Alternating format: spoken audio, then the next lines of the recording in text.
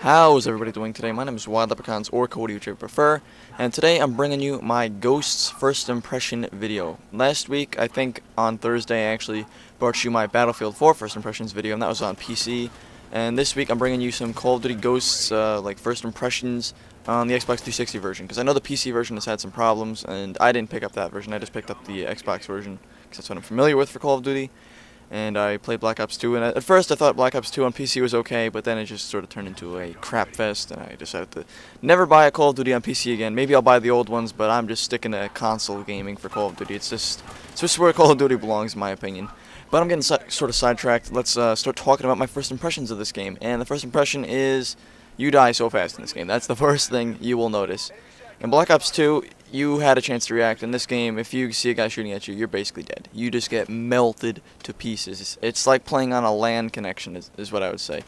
Like, you just die so fast. You'll see a guy, and if you don't take the shot at him right away and hit him with a couple bullets first, he's just going to melt you to pieces, and you won't have a chance to react if they see you first. It's instantly dying, basically. Like, any gun you use is just going to like tear somebody apart in like 3 or 4 bullets, it seems. And if it's not 3 or 4 bullets, the gun's fire rate is like going to make up for that. You just get dropped so fast. And like the guns in this game, they feel solid. They all really don't seem to have that much recoil, at least the ones I've used so far. I mean, this gun I'm using right now is the MTAR X, and it's a submachine gun that handles like an assault rifle according to the start, like whatever the menu like stats, I guess you could say.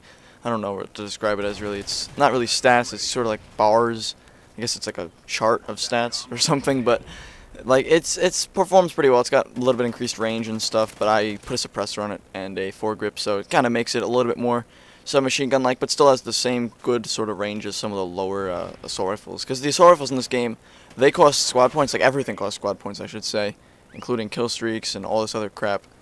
And it all costs squad points, and you have a certain amount of squad points that you unlock just from leveling up. Then you get other squad points just from playing the game. It seems like randomly I'll get like a couple, and also from operations and stuff. You just get random squad points, and they are used to buy your guns, buy your equipment, buy your score streaks, buy basically everything. It's like the same sort of thing as the unlock tokens, except you don't get like it's not like one token or one squad point in this case per item. It's like for certain assault rifles it'll be like 10 squad points.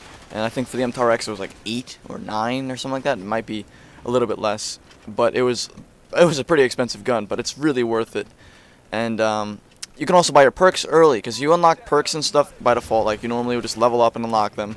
But guns, I don't think you unlock that way. You have to actually physically buy the guns you want, which it adds a whole new role of like things to the game. Like, you can just buy whatever you want. It's like Call of Duty Black Ops 1, I think, kind of, where you could just buy whatever you wanted. And it makes it a little bit more interesting, because you can see a gun, you be like, you know what, I'll try that out, and you just buy it whenever you want. And it's interesting. It sort of makes the game a little bit different than previous Call of Duties, because in previous Call of Duties it was like a set level system. Like, you get to level 50 and you earn this gun, and it's very different this time. You just buy whatever you want whenever you want. And the one thing that I don't like about the squad points is the fact that like you have to buy attachments with squad points also. And I'm not sure if you have a limited amount of squad points or if you can still earn them after you get to level 60. I'm assuming you could still earn them, because then it just wouldn't make sense if you stopped earning them. But it's just annoying, because every attachment you want to buy, it costs squad points. Every perk, kill streak, all that stuff, it all costs squad points. And sometimes I'll be like, you know what, I want to buy a suppressor, but I also want to buy this gun, and then I also want to buy this perk. So you have to like make a lot of decisions on what you want to spend your squad points on. But it's interesting. It's a new system. I have to get used to it. So far, I've spent a little bit. I've just got a couple like attachments on my guns. Basically, just bought a few perks, and one of the first perks I'm gonna recommend buying is probably Stalker. I mean, you unlock it. I don't even know what level you unlock it. I just bought it right away. I was like, you know what, I need this. So I bought it. It was like my second or first unlock or whatever, and I just was like, you know what, I'm picking this up. It's the best perk for me, and it makes me play so much better. My kill death ratio right now is like 2.3. When I started that, it was probably about a 2.0. So Stalker really helps. It adds a lot of mobility to your gun. So you can just like do what I'm doing like there. You can just aim down your sights and run right into the guy and basically dodge all his bullets. Because in this game, you really, if you're aiming down your sights and standing still, you're going to melt it if the other guy can just strafe you a little bit. So having Stalker helps a lot. And another thing I should mention is when you start out, it's not like previous Call of Duties where you have to like wait to level 4 to get your custom classes. You start out basically able to make custom classes. You don't have that many squad points to buy stuff, but you start out basically being able to make stuff. and it makes the game a little bit more interesting because you actually get to pick what sort of guns you want to start out with. Like, there's different packages. There's Assault, like CQB, Spec Ops, and like Sniper, Shotgun, whatever. I just picked Spec Ops because it had Dead Silence, and I was like, I need Dead Silence because sound whoring is back. You could definitely hear footsteps so easily and pinpoint where people are. Like, that's why you'll see me in this game and a lot of gameplays I post. I'll just be like jumping around and spinning because I hear people around me, and it's really easy to hear people and pinpoint where they are. So it's an interesting game. I like the sound whoring's back. I liked it for Modern Warfare 3, and the fact that it's back makes me a little bit happy because Black Ops 2's sound system was pretty crap. But that's basically it. I don't have any time for anything else. I'll probably make a more in-depth version of this soon, so keep an eye out for that.